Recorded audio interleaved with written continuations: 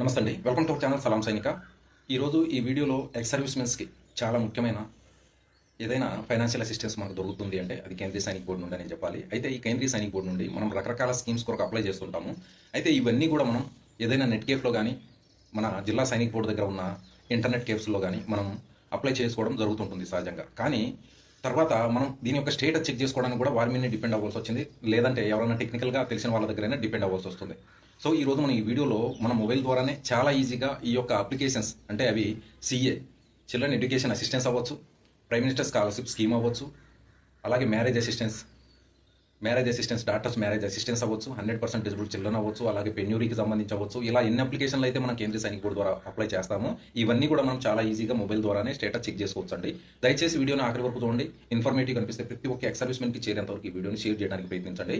ఇక వీడియోలోకి వెళ్దామండి. చాలా మందికి అమౌంట్ మెల్లమెల్లగా వస్తున్నాయి అంటున్నారు. అందువల్ల మనం కూడా ప్రతి 2 వారాలకు ఒకసారైనా కనీసం చెక్ చేసుకుంటూ ఉంటే మన స్టేటస్ ఏంటని తెలుస్తుంది. ఇన్ కేస్ మనకి ఏదైనా అబ్జర్వేషన్ డిస్ట్రిక్ట్ లెవెల్లో కానీ, డిస్ట్రిక్ట్ సైనిక బోర్డు నుంచి కానీ, రాష్ట్రీయ సైనిక బోర్డు కానీ, కేంద్రీయ సైనిక బోర్డు నుండి కానీ ఏదైనా అబ్జర్వేషన్ వచ్చిందంటే మనం 1 మంత్ లోపు దాన్ని రెక్టిఫై చేసి మళ్ళీ రీసబ్మిట్ చేయవలసి ఉంటుంది. ఇన్ కేస్ మనం రీసబ్మిట్ చేయలేకపోయాం రెక్టిఫై చేసి అంటే ఆ యొక్క ఏదైతే అప్లికేషన్ ఉంటుందో అది ఎక్స్పైరీ అయిపోవడం జరుగుతుంది. ప్రస్తుతం ఆ అకాడమిక్ ఇయర్ ఖతమైపోయింది కనుక మరలా మనం అప్లై చేసుకునే అవకాశం కూడా లేదు. పూర్తి స్థాయిలో మనం ఆ అమౌంట్ అనేది సీఏ కానీ, పిఎంఎస్ఎస్ కానీ ఏవైనా కానీ ఆ అమౌంట్ అనేది లాస్ అయిపోయే అవకాశం ఉంటుంది కనుక దయచేసి జాగ్రత్తగా ఈ యొక్క స్టెప్స్ని గమనించి మీరు అప్లై చేసుకోవడానికి, ఈ స్టేటస్ని చెక్ చేసుకోవడానికి ప్రయత్నించండి. ఇక మనకు ఇందులో లాగిన్ అవ్వడానికి ముఖ్యంగా కావాల్సింది మన మెయిల్ ఐడి, పాస్వర్డ్.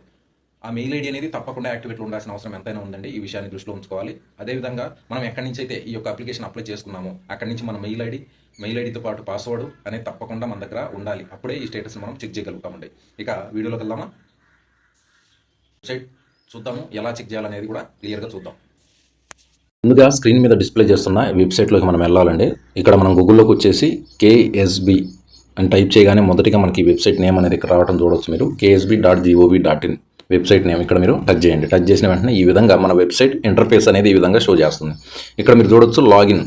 ఇక్కడ లాగిన్ ఆప్షన్ మీద క్లిక్ చేయండి. టచ్ చేసిన వెంటనే ఈ విధంగా మనకి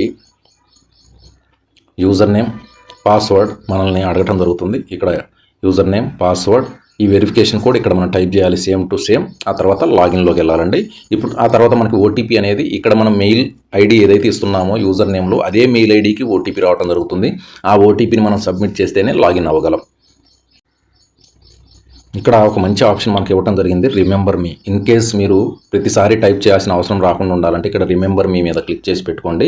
ఆటోమేటిక్గా ఇది సేవ్ అవుతుంది. ఎప్పుడైతే మీరు లాగిన్ అవ్వాలనుకుంటున్నారో ఈ డీటెయిల్స్ అనేవి ఆటోమేటిక్గా రావడం జరుగుతుంది. మనం ఇక్కడ డీటెయిల్స్ మనం టైప్ చేసామండి, యూజర్ నేమ్, పాస్వర్డ్. ఇక్కడ లాగిన్ ఆప్షన్ మీద క్లిక్ చేయండి. క్లిక్ చేసిన వెంటనే ఇక్కడ చూడొచ్చు మీరు, ఇక్కడ ఓటీపీ అనేది సెండ్ చేయడం జరిగింది మెయిల్ ఐడికి. ఇక్కడ మీరు చూడొచ్చండి. ఈ మెయిల్ ఐడి ఏదైతే మనం ఐడి రూపంలో ఇచ్చామో అదే మెయిల్ ఐడికి. ఇప్పుడు ఆ ఓటీపీని మనం చెక్ చేసుకోవాలి మెయిల్లోకి వెళ్ళేసి. ఇక్కడ చూడొచ్చు మనకు మెయిల్ వచ్చేసింది. ఓటీపీ చూస్తే 439165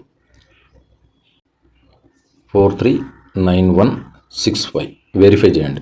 వెరిఫై చేసిన వెంటనే మన డాష్ బోర్డ్ అనేది ఈ విధంగా ఓపెన్ అవ్వడం జరుగుతుంది. ఇక్కడ మీరు చూడొచ్చు క్లియర్గా మనం ఏ అప్లికేషన్స్ మనం అప్లై చేసాము, ఎన్ని అప్రూవల్ అయినాయి, ఈ డీటెయిల్స్ అనేసి మనకు క్లియర్గా రావడం జరుగుతుంది. ఇక్కడ మీరు చూడొచ్చు scheme name, service number, ZSB, RSB, KSB, final status. ZSB అంటే జిల్లా సైనిక బోర్డు, రాష్ట్రీయ సైనిక బోర్డు, కేంద్రీయ సైనిక బోర్డు.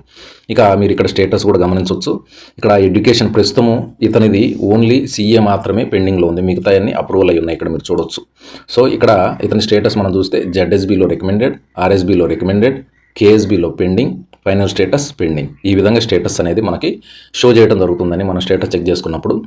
ఇక ఇక్కడ కేఎస్బిలో అప్రూవల్ అయిందంటే మ్యాక్సిమం కేసెస్లో మనకి అమౌంట్ కూడా అంటే ఫైనల్ స్టేటస్ కూడా అప్రూవల్ వచ్చే అవకాశం ఉంటుంది. ఆ తర్వాత కేఎస్బి దగ్గర ఉండే ఫండ్స్ని బట్టి, మన సీనియారిటీని బట్టి, ఆ సీరియల్ నెంబర్ ఏదైతే ఉందో మనం అప్లై చేసింది దాన్ని బట్టి మనకు వీలైనంత త్వరగా మన అమౌంట్ పడే అవకాశం ఉంటుందండి.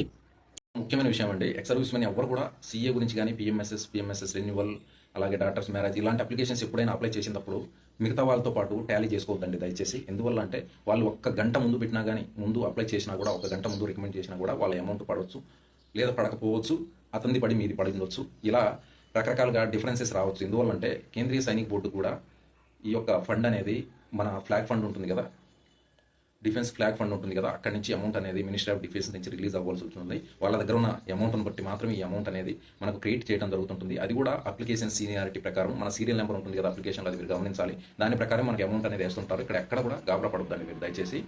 ముఖ్యంగా మీ స్టేటస్ అనేది ఇంపార్టెంట్. మీ అప్లికేషన్ స్టేటస్లో మీది రిజెక్ట్ కాలేదు, అబ్జర్వేషన్ రాలేదు అంటే నో డౌట్ మీది ఈ సంవత్సరం కాకపోయినా మీ అమౌంట్ నెక్స్ట్ సంవత్సరమైనా పడే అవకాశం ఉంటుంది. లేదంటే ఈ సంవత్సరం నెక్స్ట్ సంవత్సరం కలిపి కూడా అమౌంట్ క్రియేట్ అయిన దాఖలాలు చాలానే ఉన్నాయి. సో ఈ అమౌంట్ విషయంలో ఈ సీఏకి సంబంధించింది కానీ కేంద్రీయ సైనిక బోర్డుకు సంబంధించిన ఏ స్కీమ్ అయినా కానీ మీరు అనవసరంగా గాబరపడద్దు.